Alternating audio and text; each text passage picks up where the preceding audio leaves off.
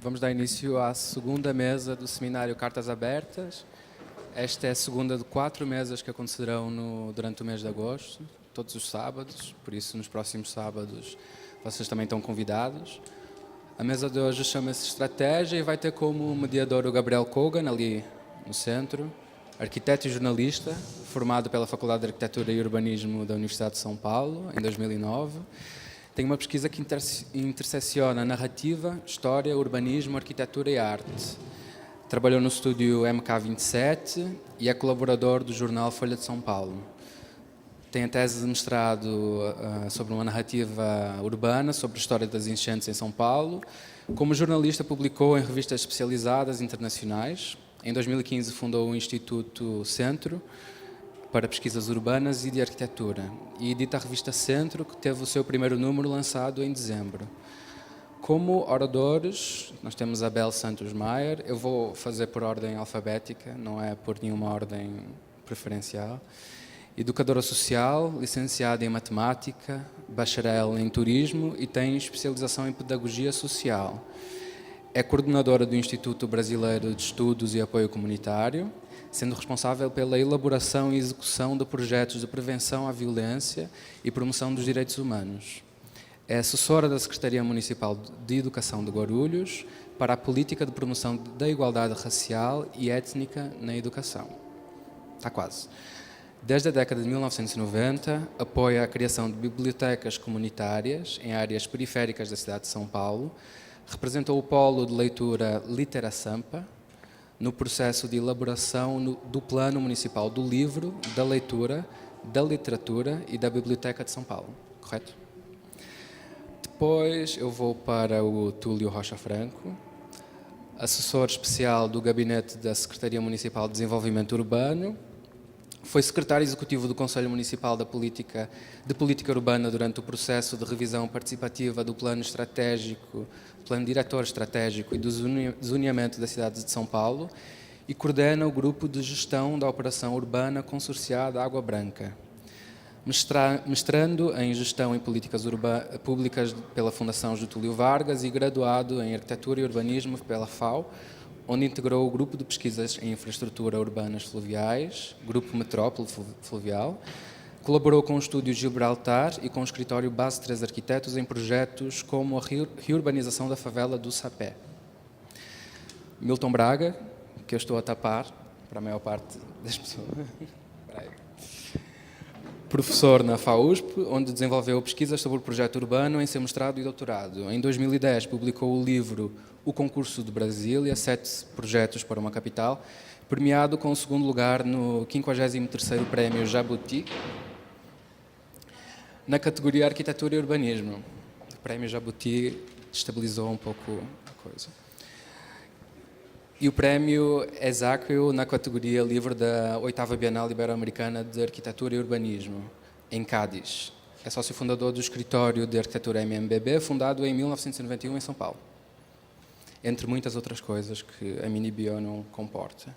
Por fim, o Nelson Brissac Peixoto, filósofo, trabalhando com questões relativas à arte e ao urbanismo, doutor em Filosofia pela Universidade de Paris I, Sorbonne, é professor do curso de Tecnologias da Inteligência e Design Digital da PUC-SP. Publicou, dentre outros livros, Paisagens Urbanas, em 1996, Arte-Cidade e Intervenções Urbanas, em 2002, Paisagens Críticas, Robert Smithson, a Arte, Ciência e Indústria, em 2010, e Arte-Cidade Zona Leste, de 2011. Foi responsável pela organização e curadoria do Arte-Cidade desde 1994 a 2002, e atualmente desenvolve o projeto ZL Vórtice, na Zona Leste de São Paulo, e Arte-Cidade Linha Metálica.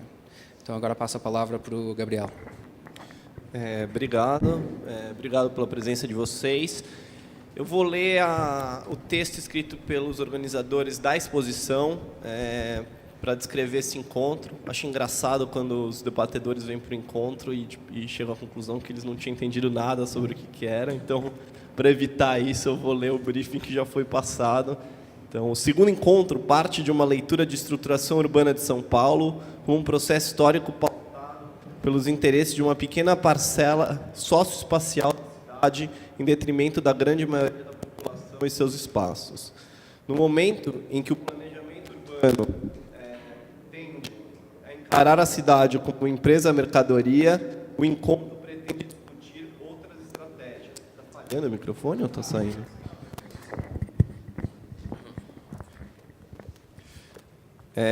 Eu acho que está bem melhor agora, hein? No momento em que o planejamento urbano tende a encarar a cidade como uma empresa-mercadoria, o encontro pretende discutir outras estratégias, da micro à macro escala, que visam contrabalancear a estruturação segregatória da cidade e engajar os seus cidadãos na construção de uma cidadania e esfera pública desejável.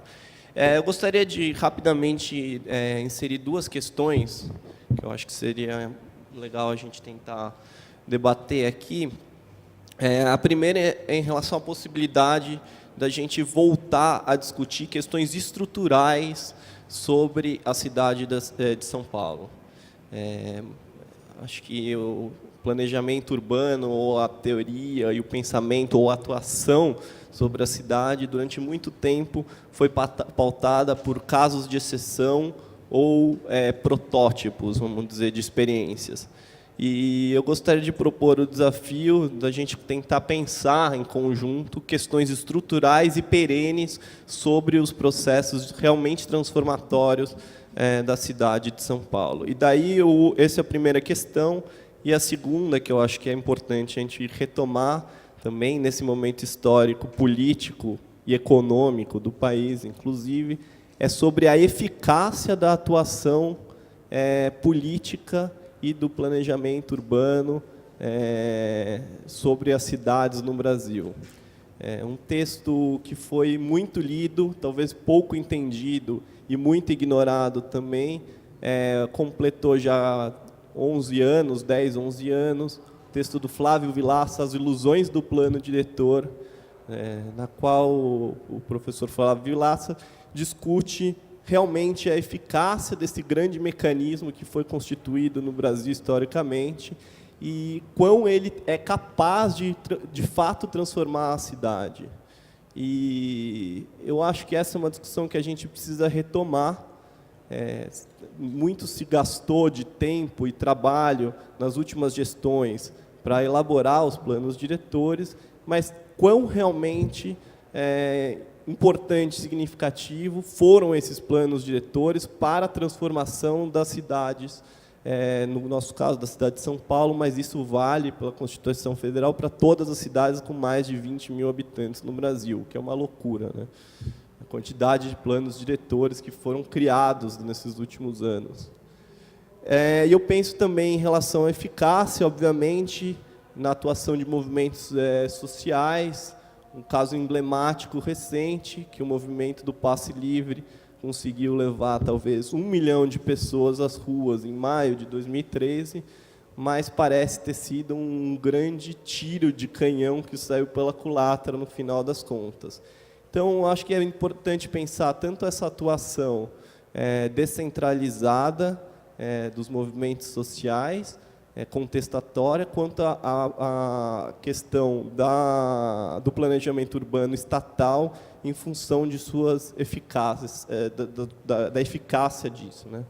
Eu vou passar a palavra. Eu acho que seria interessante entre a gente tentar fazer umas falas mais curtas, de uns 10, 15 minutos. Eu vou controlar o tempo e vou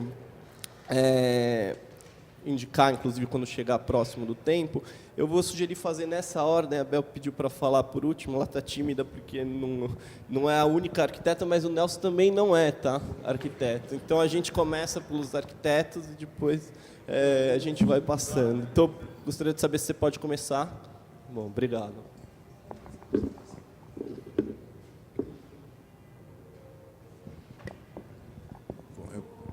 Primeiramente, vou saudar a todos aqui, boa tarde, e agradecer ao convite, não apenas para participar da exposição, apresentando uma carta, mas também para participar aqui dessa conversa.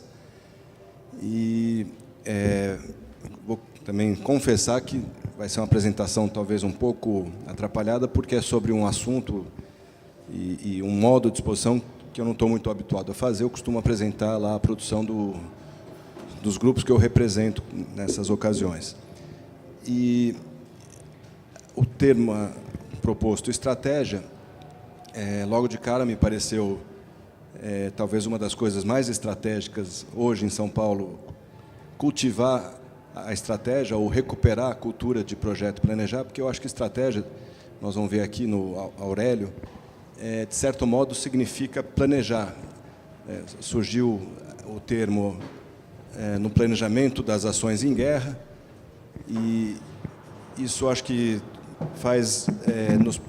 nos leva a pensar que é um planejamento talvez fundamental mesmo numa cidade tão carente como São Paulo, porque numa guerra os recursos são escassos, é preciso escolher, usar os meios disponíveis e aproveitar ao máximo as condições favoráveis, ou seja, um planejamento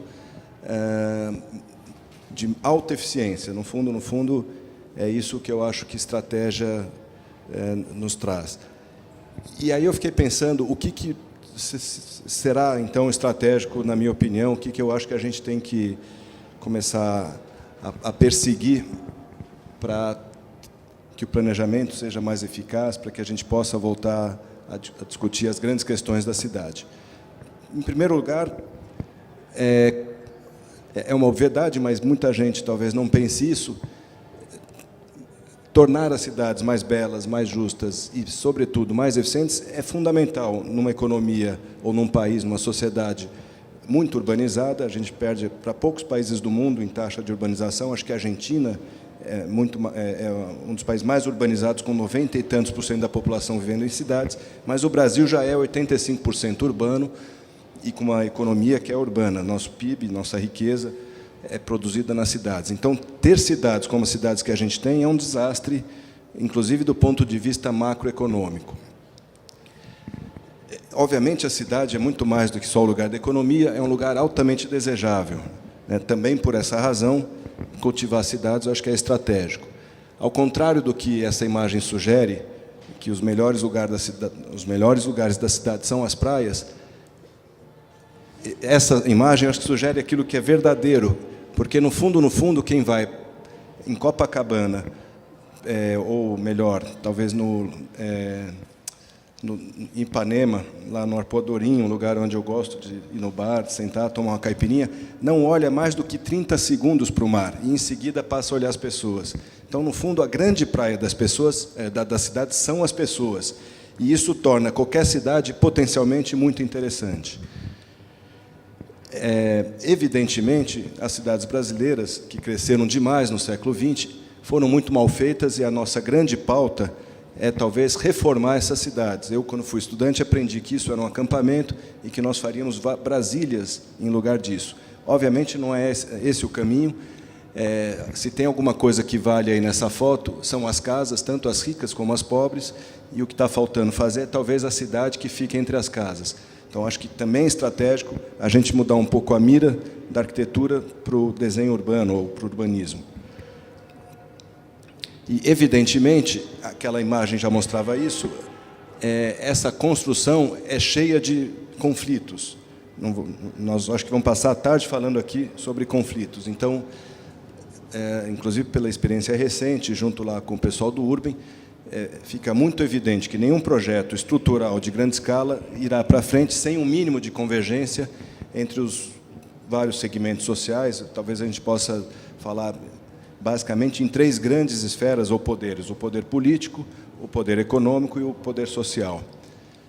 Sem um mínimo de consenso entre esses poderes ou um mínimo de convergência desses interesses, nada vai para frente. Uma das coisas que mostra claramente isso é que, quando há uma espécie de consenso, a coisa vai bem. Na periferia não tem espaço público, mas o campo de futebol, que é consensualmente um lugar valioso, é sempre preservado. Essa imagem exagera um pouquinho, destaca com um pouco mais de saturação a cor dos campos, mas é um fato que aquilo que vale para todo mundo é aquilo que é cultivado e preservado. Então, o consenso é, inclusive, isso, é um valor de todos, é a coisa pública. Eu sempre acho melhor pensar no público não como propriedade, não como acesso, mas como valor. Na verdade, essa é uma lição da Sofia da Silva Telles. Para nós, arquitetos e urbanistas, isso é fundamental. Entre os consensos, eu acho que tem alguns que são urgentes. Essa é uma foto do Jardim Edite, um projeto que eu conheço bem, participei da equipe que fez esse projeto. E acho que uma das coisas que ainda não conquistamos é um consenso sobre a importância de prover habitação digna para todo mundo. Há vários consensos importantes que já se estabeleceram. Por exemplo, em relação aos transportes, ninguém mais discute se o metrô é ou não uma coisa prioritária. É prioridade para todo mundo. Também acho que a coisa mais importante que ocorreu recentemente foi, e aquilo que eu acho que é mais importante do que eu vou dizer nessa tarde, uma transformação na infraestrutura mais importante, como fala o Alexandre Delijaikov, que é a infraestrutura das mentalidades. E acho que essa é a grande estratégia que devemos perseguir.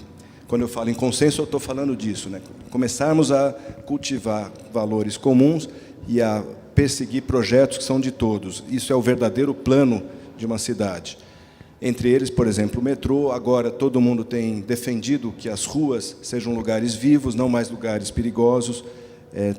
O plano diretor, acho que trouxe conquistas incríveis, e acho que essa gestão que passou fez uma coisa fundamental, que foi mexer na cultura urbana, mexer na infraestrutura das mentalidades, aquilo que me parece mais estratégico de tudo.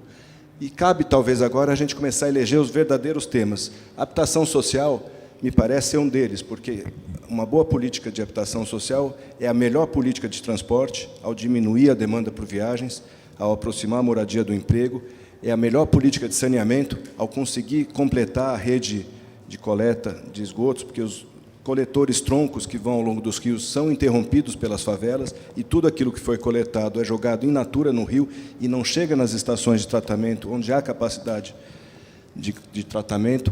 É a melhor política de educação, porque o convívio é duplamente educador, né, nos dois sentidos, civilizador. É a melhor política econômica, ou pelo menos para certos segmentos, é uma forma de criar oportunidades. E para aqueles que ainda duvidam do fato da habitação social ser um valor para todos, ser algo de interesse de todo mundo, é a melhor política de segurança, porque, infelizmente, no Brasil, a habitação social e criminalidade estão muito associados.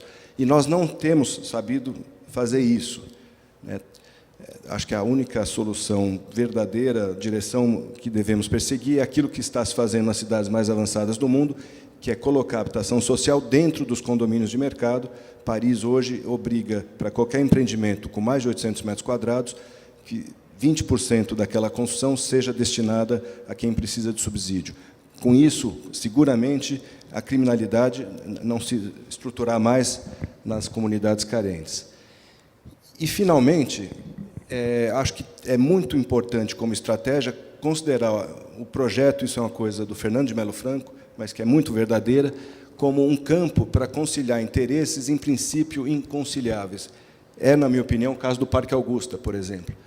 É um parque que está lá potencialmente, numa área que ainda não está preparada para ter um parque. Nenhum desses condomínios ou dessas pequenas casas tem uma relação adequada com o futuro parque público.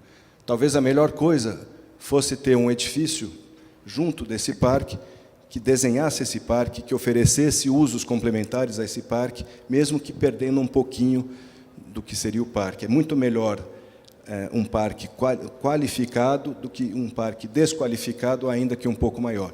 Então, o projeto me parece ser fundamental nesse momento em que os interesses não estão se encontrando, porque, muitas vezes, o projeto poderá promover esse encontro. Eu vou parar por aqui, eu tinha até mais uma provocação, mas fica... Então, tá bom.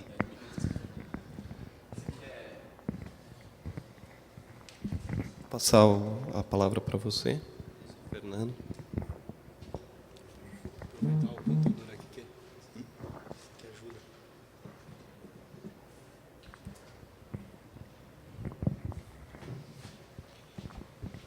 Bom, boa tarde. Começar agradecendo o convite.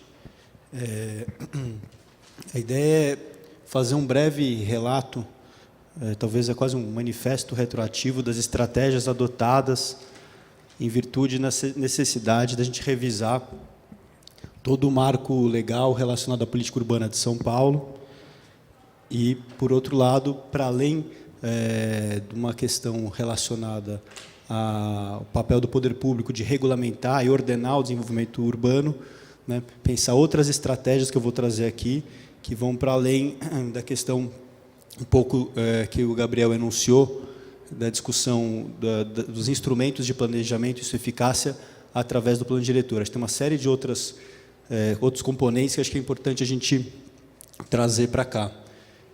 Bom, talvez só bem brevemente, acho que está de acordo com o que foi lido da provocação aqui da curadoria com relação ao tema. Esse aqui é um mapa, né, acho que, enfim, sempre essa é uma estratégia, uma primeira estratégia fundamental dentro das políticas públicas é a territorialização. Boa parte das políticas econômicas, sociais e tudo mais, elas, em geral, não são territorializadas. Então, vive tendo crise na prefeitura, a questão da população morador de rua, a questão da chuva, a questão toda hora tem, e a gente vai socorrer, e a primeira coisa que a gente faz é pegar os dados, territorializar a demanda, territorializar, né, a infraestrutura existente para enfrentar o problema.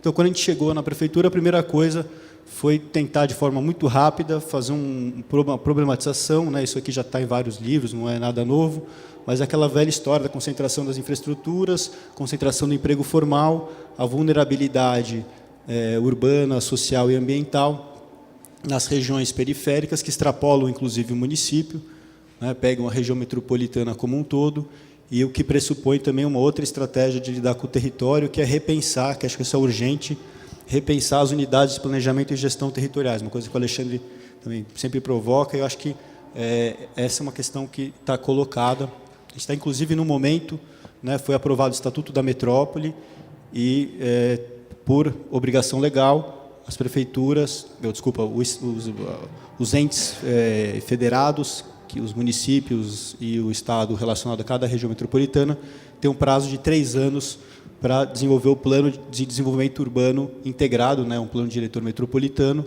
e a principal questão é a questão da governança, que depois eu vou passar. Então, esse mapa aqui, juntando, né, as duas questões, então, acho que, assim, estratégias para quê? Né, que acho que o texto aqui já enuncia, estratégias para enfrentar essa cidade que o Milton um pouco contextualizou, né, que, de alguma forma, não é uma cidade, talvez, que traduz aqui essa frase, que o centro do mundo está em todo lugar. Aqui, acho que o centro está em todo lugar, mas, né, de forma, do ponto de vista da condição de acesso aos bens e serviços urbanos, né, e ambientais, de forma descontínua.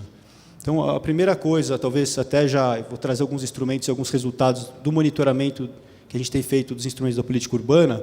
A primeira questão que foi, até por conta de uma obrigação legal, foi uma revisão do marco regulatório de política urbana, começando pelo plano diretor, depois pelo zoneamento, foi revisto também o Código de Obras, e agora a gente está numa fase de revisar os 32 planos regionais da cidade de São Paulo.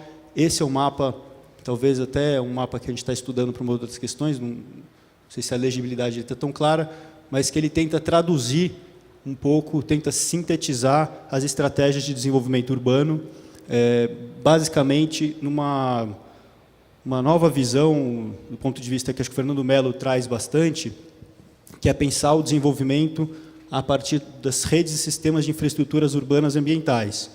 Então, nesse caso, né, que a gente tem essa cor aqui mais escura, que atravessa as macroáreas, que são essas, o verde, o amarelo, o laranja e o vermelho.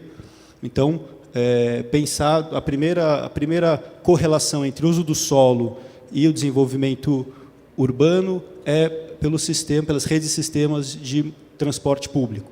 Então, foi definido, né, os eixos de estruturação da transformação urbana, né, que atravessam essas macroáreas, e para cada tipo de macroárea tem características diferentes.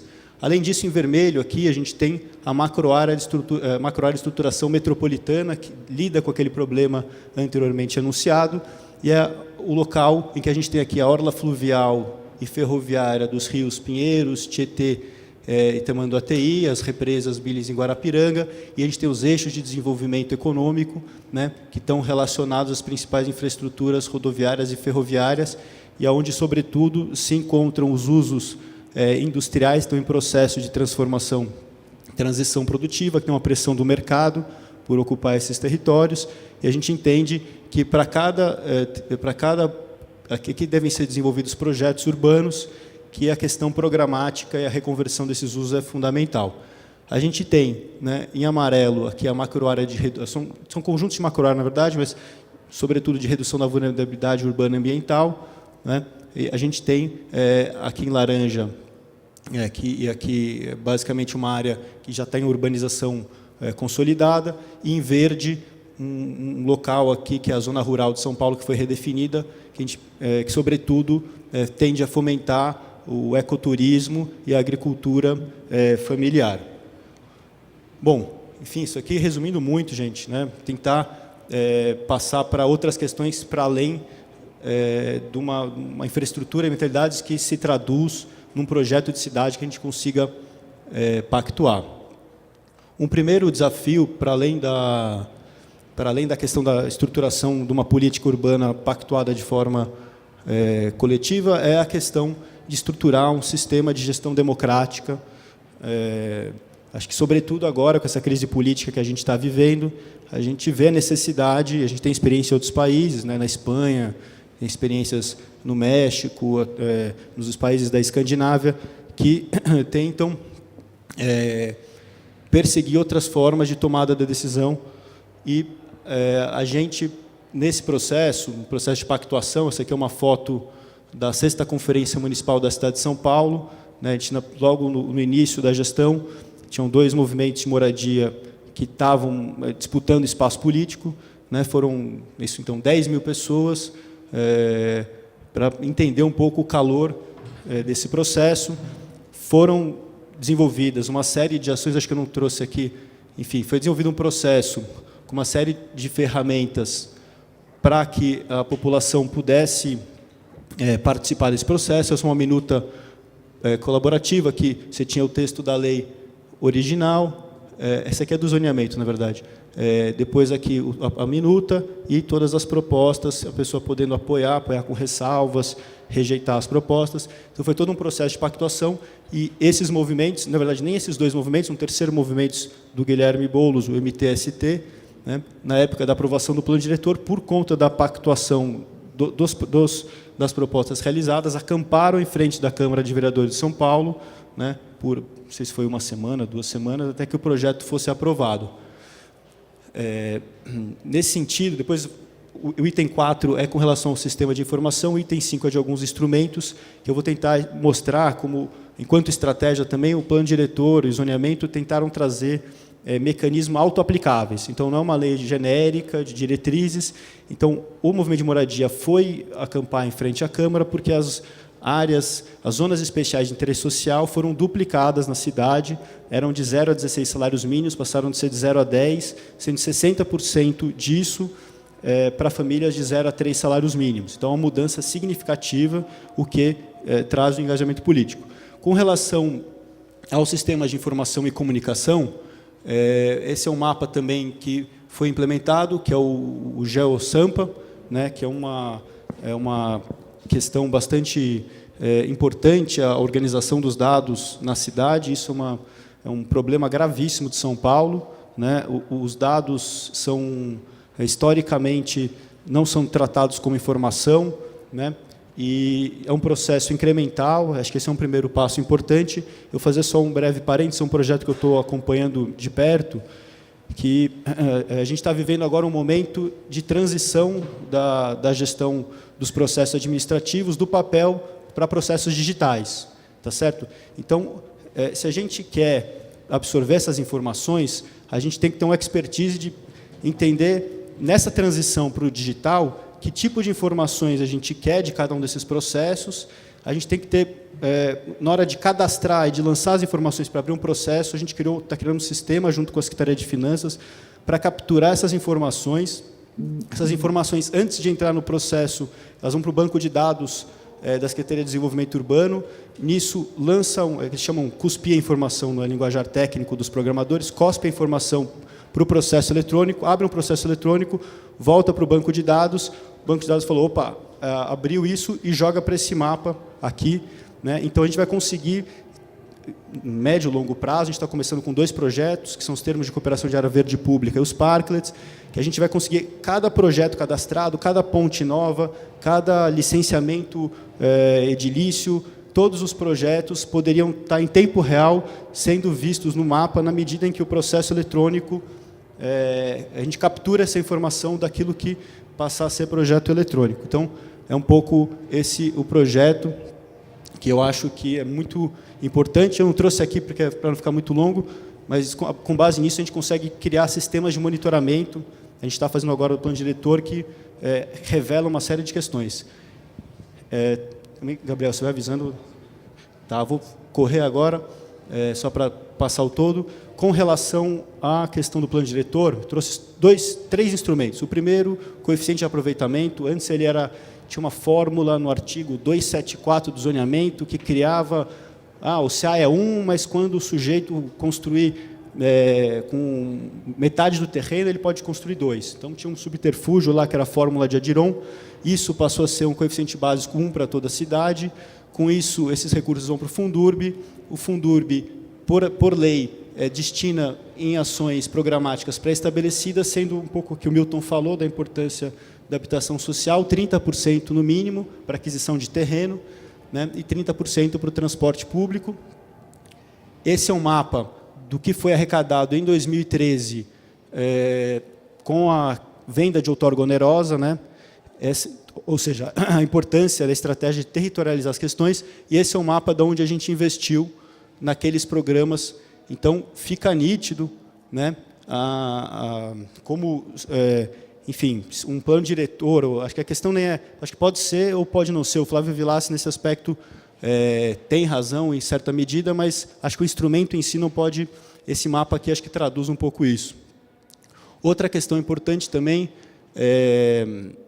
foi a questão da aplicação dos instrumentos da função social da propriedade. Aqui é um desenho que ilustra, não vou me ater, e aqui é um gráfico que mostra que foram 2,3 milhões de metros quadrados de imóveis notificados. Isso equivale a uma produção do mercado no boom imobiliário, que era 1 milhão de metros quadrados ao ano, ou seja, isso 2 vezes 0,3, e sendo que 80% disso foram nas EIs, que são nas áreas que foram duplicadas, né, para que de 0 a 10 salários mínimos, sendo 60% de 0 a 3, ou seja, força o mercado, não força o mercado, força o especulador a dar uma destinação, e essa destinação é a função social. Eu agora vou passar bem correndo aqui, para não ficar só na questão dos instrumentos da política urbana no sentido da regulamentação, uma série de ações que foram feitas, né, no sentido de dar uma dimensão pública, um pouco o que o Milton trouxe aqui. Então, você tem a ciclovia, você tem uma nova faixa de pedestres, tem novas formas de uso, né, cinema no espaço público, a coisa dos parklets, as redes de transporte cicloviária e de ônibus, o programa de proteção à vida, as ruas abertas em diferentes regiões da cidade, artista de rua, carnaval de rua, tentando mostrar que são programas feitos por diversas Wi-Fi livre, e a gente também com o objetivo de olhar isso tanto em projetos localizados em regiões específicas, mas sempre com um olhar sistêmico, né? Então, aqui um mapa das linhas exclusivas que rasgaram a cidade e que mudam significativamente o tempo de deslocamento na cidade. A rede cicloviária, essa aqui é a prevista, né? Deixa eu ver como está funcionando. Aqui os parklets, né? As áreas 40, as praças Wi-Fi, os territórios céus, as ruas abertas, né? Que estão juntando tudo, e com a rede de transporte. Então, voltando um pouco naquela questão, só para concluir, né, de um olhar que é o olhar da regulamentação, é o olhar do processo dos sistemas de informação, da forma de pactuação política, e, por outro lado, uma outra forma, de forma mais sistêmica, de olhar esses projetos de requalificação dos espaços públicos da cidade. Obrigado, gente. Vou passar a palavra para o Nelson. Prazer estar aqui com vocês. É um momento até muito estratégico para nós discutir estratégias com relação a esse projeto, tendo em vista que é um projeto que a gente está fazendo desde 2013. Esse recorte diz respeito à várzea do Tietê, no extremo leste da cidade. Mais à esquerda tem a Jacupêssego, ali, para vocês se localizarem. É depois, de quem vai daqui para lá, é depois da entrada para o aeroporto de Guarulhos. E, recentemente, uma proposta nossa para o Comitê da Bacia Hidrográfica do Alto Tietê, o FEHIDRO, foi aprovado. Então, nós temos recursos para desenvolver o ano que vem uma série de iniciativas nessa região. E é justamente essa ocasião que eu gostaria de discutir com vocês. O projeto é uma espécie de guarda-chuva com várias iniciativas. Elas são relacionadas à educação ambiental e capacitação da população relacionada a monitoramento do rio, mas tem 3 projetos âncora, digamos assim, relacionados com essa área. A implantação desses projetos vai requerer um amplo processo de negociação com os diferentes agentes, numa área que nós acreditamos seja provavelmente uma das áreas mais críticas de São Paulo, no que se refere às contradições e tensões relacionadas à gestão pública e às formas de ocupação social e ambiental dessa área. Num seminário recente que a gente participou em Harvard, acho que foi com Harvard, acho que foi com Milton também, né? Nós percebemos que tem 3 vetores muito contraditórios relacionados a esse território. O primeiro são grandes obras públicas. O Estado promoveu, em União de Vila Nova, à esquerda,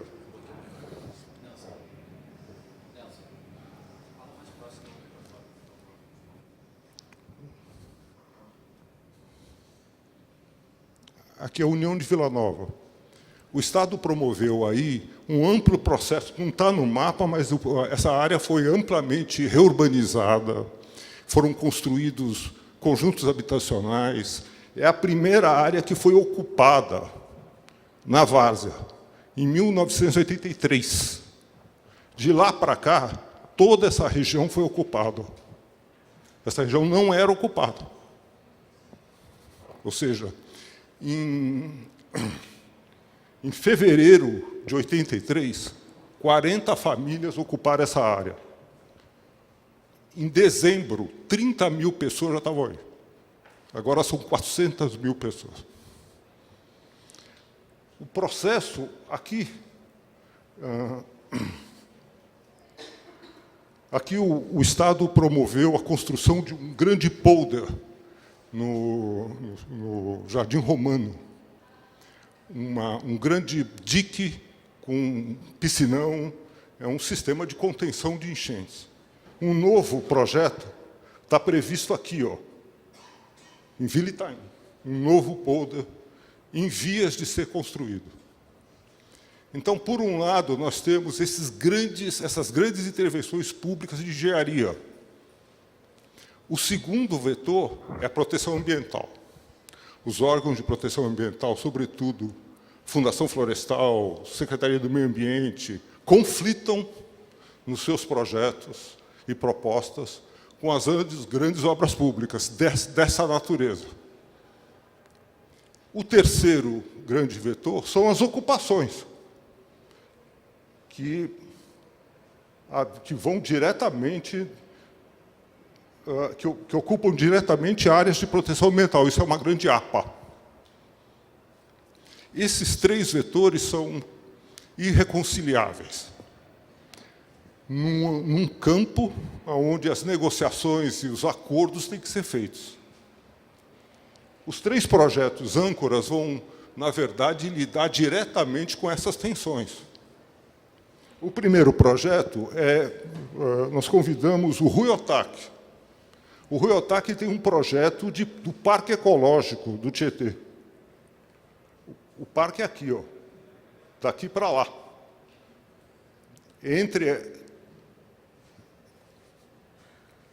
A proposta é retomar uma parte do projeto que ele já tem, que é construir um canal de drenagem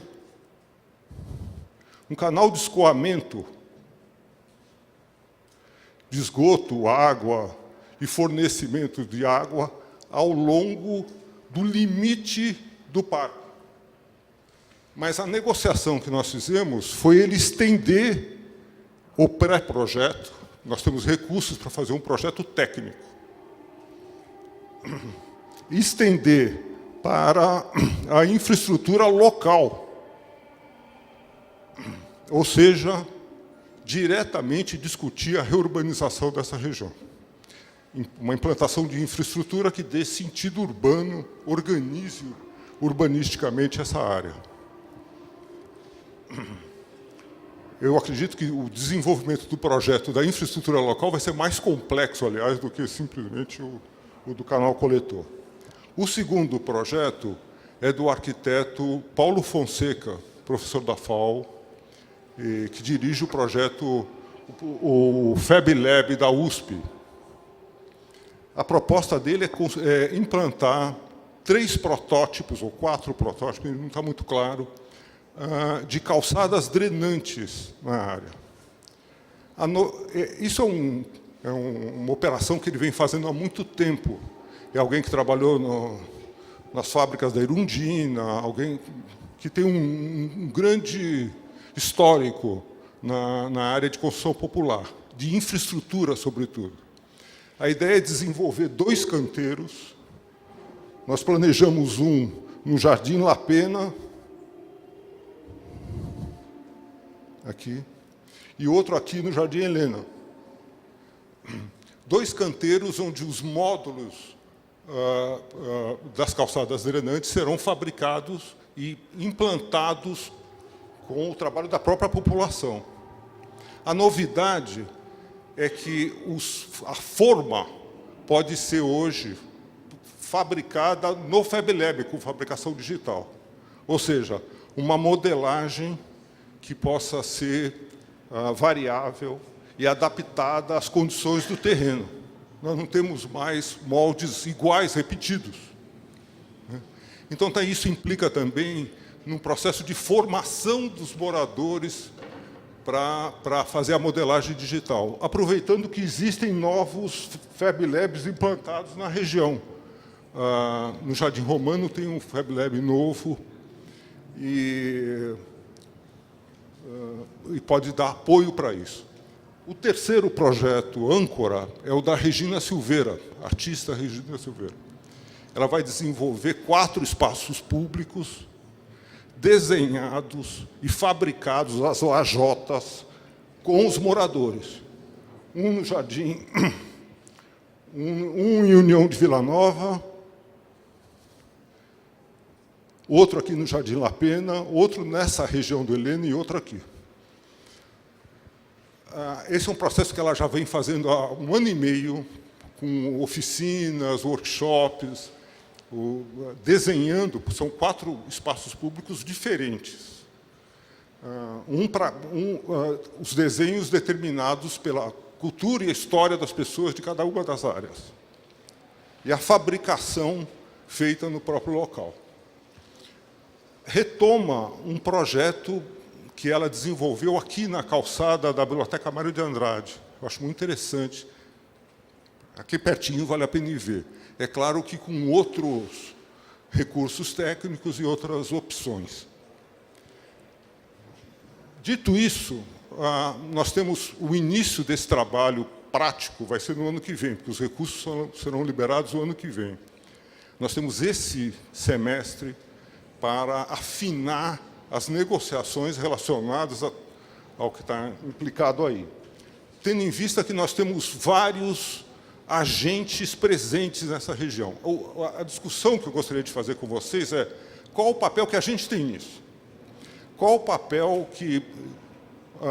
qual a função agenciadora propostas dessa natureza tem hoje em dia, no sentido de apontar alternativas para a questão do planejamento urbano, na medida que nós sabemos das limitações crescentes de um planejamento urbano verticalizado e a falta absoluta de recursos que o Estado tem, no geral, país tem, no geral, para desenvolver projetos.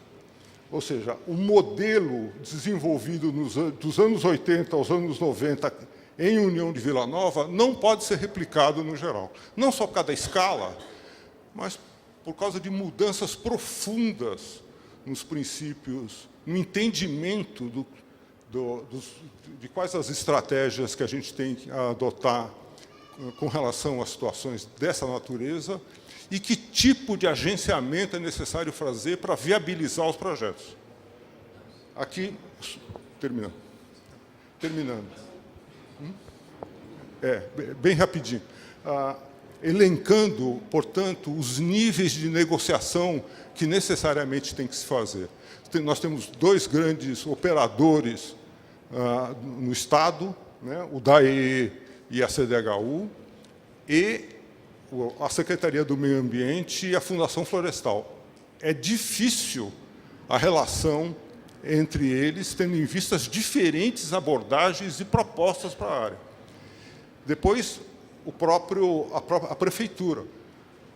A SMDU tem nos acompanhado, a CIURB tem projetos próprios, Renova São Paulo é um projeto desenvolvido para essa área aqui, um projeto muito importante que ainda não foi implantado, mas é muito significativo. Nós temos existem nessa região várias organizações sociais, Fundação Tito Setúbal, Espaço Alana, e uma enorme quantidade de associações de moradores, muito ativas. Então, o campo de diferentes proposições e ações é imenso. A articulação entre elas é uma grande questão. Que tipo de novo urbanismo pode estar proposto numa situação desse tipo?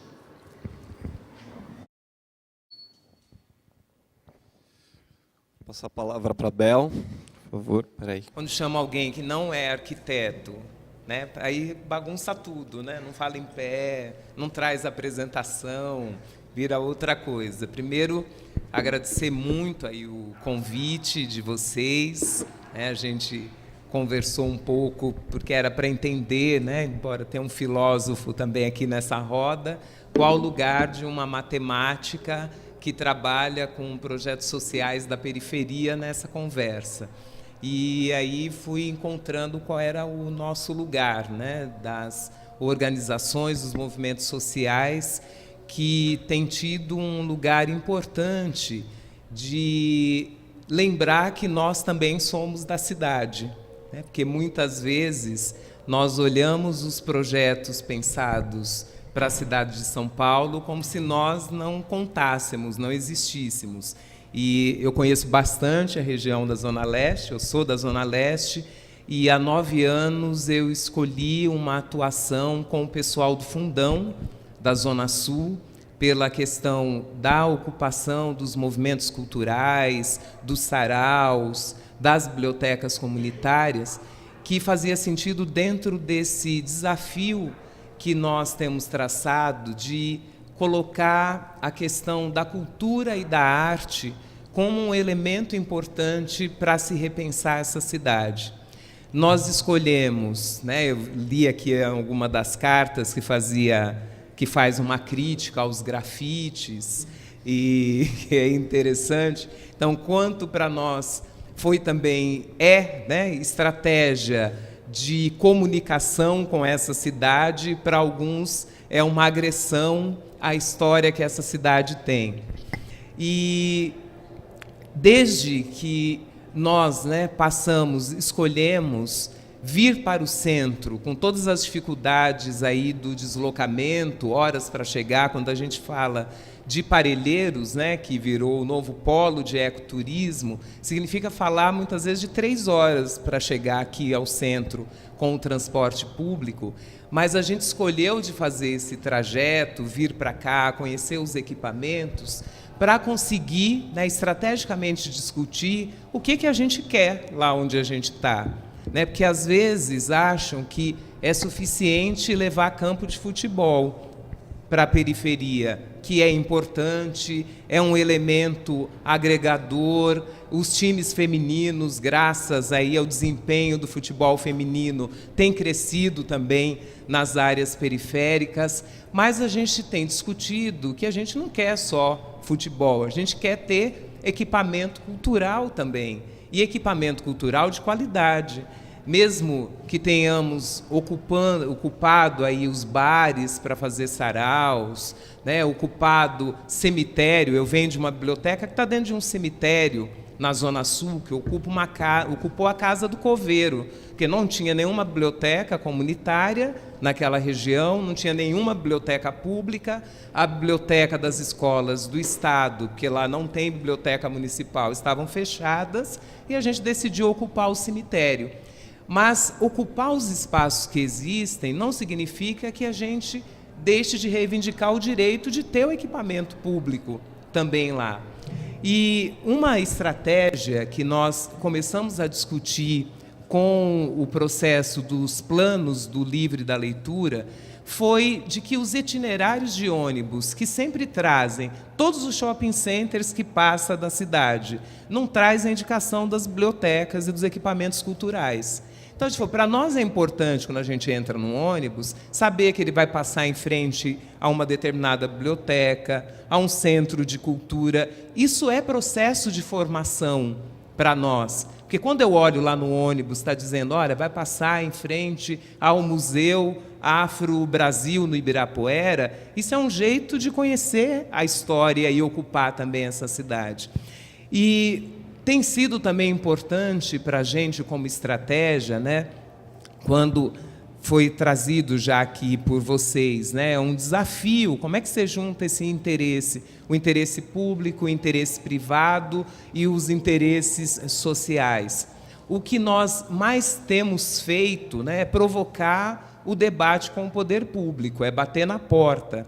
Tem um grupo muito interessante no fundão lá do Ângela, o Núcleo de Jovens Políticos, que com todo o desgaste da política, eles continuam acreditando que a política é um caminho.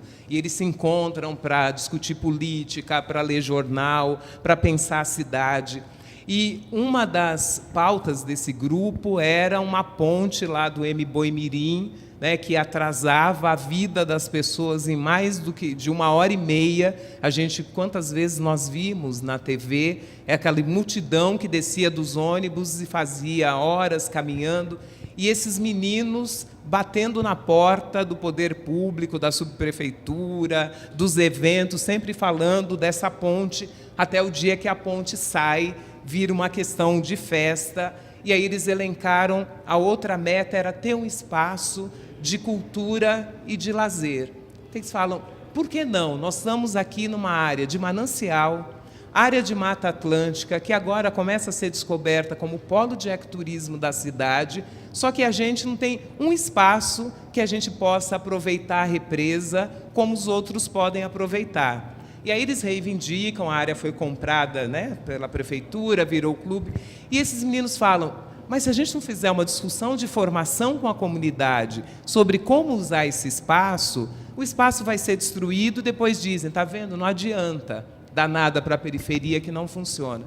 Então é muito desafiador os espaços de discussão, né, como isso que você traz, Nelson, como tem bastante gente lá discutindo em cima da destinação daquela região, infelizmente não é uma estratégia adotada em toda a cidade. Às vezes o equipamento chega, a benfeitoria chega e todo mundo é contra, porque não se colocou esse momento aí de debate, de construção, de definição de interesses e de prioridades.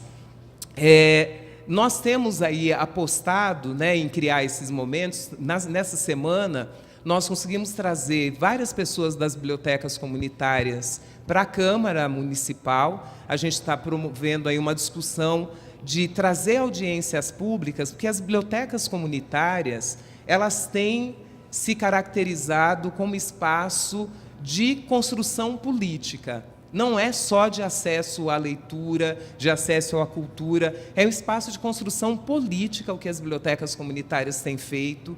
Elas têm virado um lugar de acesso à cultura, à leitura, espaço para repensar a cidade. E nós aprovamos um plano em dezembro do ano passado, dia 23 de dezembro ele virou lei, assinado pelo prefeito, mas até agora nada aconteceu. Porque aí as metas, né, ficam lá, mas não consegue definir de onde vão sair os recursos. E a gente tem convocado essas pessoas para ocupar esses espaços e promover esses diálogos. Então, como estratégia, né, o que eu gostaria de trazer aí para esse debate, hoje até não tem ninguém das comunitárias, porque está todo mundo participando aí do debate sobre a lei orçamentária, porque a gente entendeu que é um campo de disputa, que a gente traz um monte de sonhos e desejos, mas se o recurso não sai destinado, as coisas não vão acontecer. Então, hoje está todo mundo nas subprefeituras participando desse debate. E a nossa aposta como estratégia é essa, né, de discutir que alguns de nós que ficamos aí espacialmente segregados nessa cidade, nós somos da cidade, a gente quer ocupar a cidade, a gente quer poder circular nessa cidade como um todo, e a gente quer um monte de coisa que é bacana aqui, a gente quer também onde a gente mora. É um pouco isso.